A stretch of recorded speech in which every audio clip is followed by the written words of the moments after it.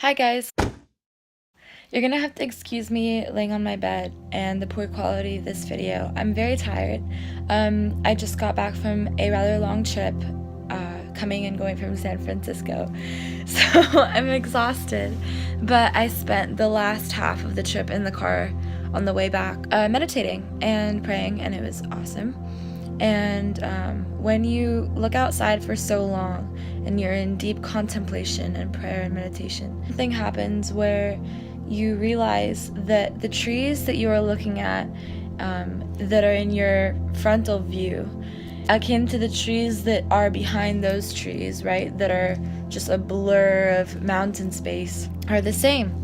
And you begin to understand that every crack in every tree trunk and every pattern of moss and every little bit that makes up a tree is the same bit that makes up the whole of the trees.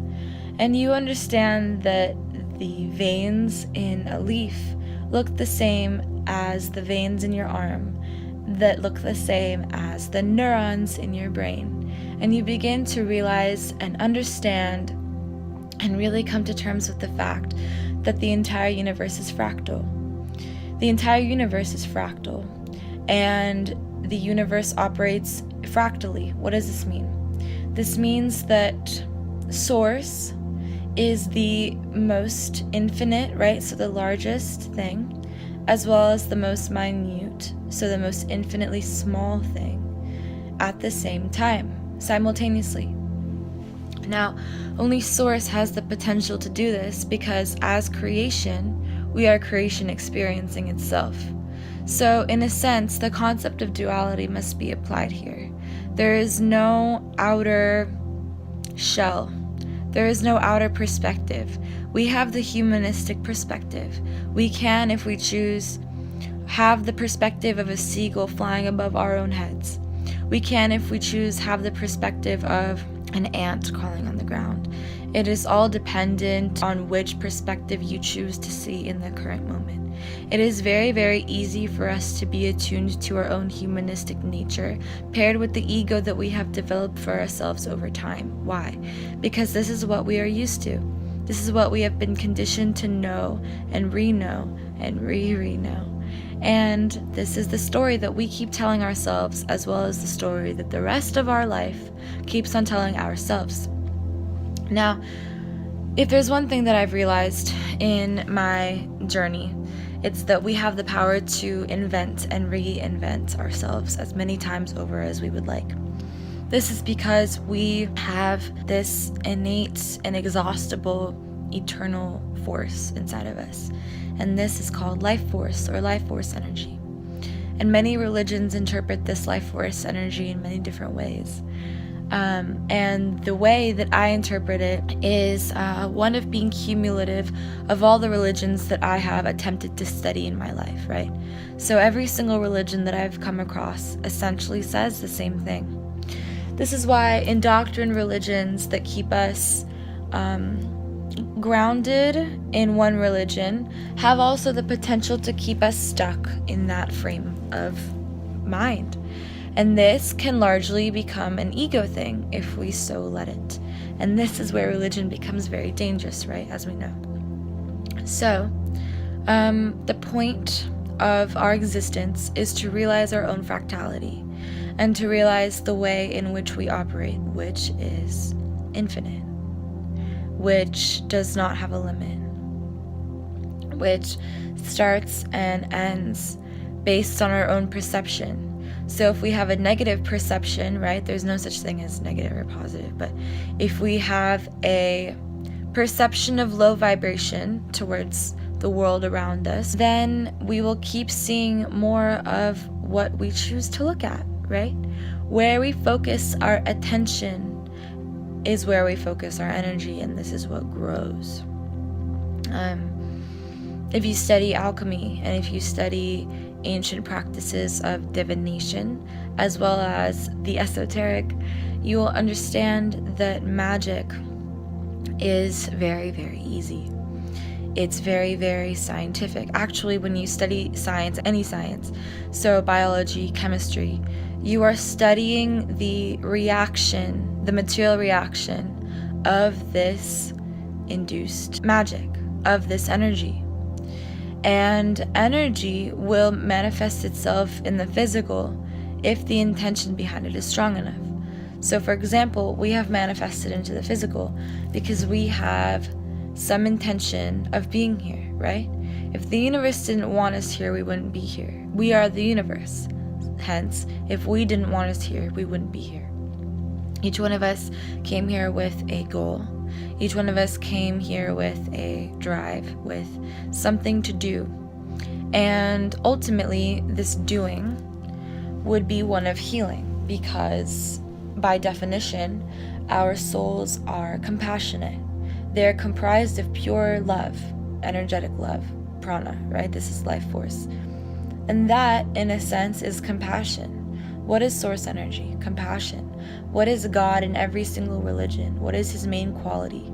Love, compassion. So, because compassion is the number one pivotal quality that exists in all of us, it is very, very safe to say that that is the reason why we are here, to spread that quality in some sort of way, depending on the way that we know how, right? Each one of us also has gifts, certain gifts. How do we know this to be true? Well, we know this to be true because we have taken birth here, because we have an incarnation here. Now, if we have an incarnation here, this means that we have a purpose. And if we have a purpose to fulfill, then by definition of the law of all things that balance themselves, as the universe works, because the universe operates in a very balanced manner, then by definition, we would not come here without the proper tools, without being equipped with the proper tools to execute our purpose, right? These tools are our gifts, and the goal is compassion. And for anybody that has forgotten compassion in our waking incarnation in this life, it is the duty and the job of the next individual, which is, inherently the same. We are all the same. We are all linked to source energy. We have the same creator, like we're no different. So if one of the parts of ourselves, of our fractal selves, has forgotten how to have compassion, it is even more so our duty to remind them and to assist, to help, to love, right? To heal. That is why we are here, to heal. And, this is something that I learned about 1.5 years ago. And when I learned it, I think the very first time, my entire body froze, because the magnitude with which this realization shook me was immense. And it answered all of my questions immediately, at once, perfectly, without any lack. So, in this way, I can be completely sure. And in this way, in the car, on the way home, I realized what I had learned prior. And I looked down at my jeans, and my jeans have holes in them, and those holes have, those little strings that connect fabric to each other with jean holes. So little strands of white fabric across them.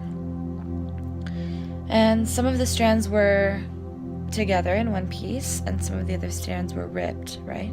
So there was a gap. And I thought to myself, there's the answer. With every relationship in your life, it is your decision whether you want to have a gap in between your true authenticity and the other person's true authenticity, or to have a closed seam, right? In which you are healing them and they're simultaneously healing you, healing and teaching, both. I saw that and I said, that's the answer. And how do we ensure that the gap is closed? It starts in here. It starts by maintaining this sense of I am you and you are me, and we are no different from one another.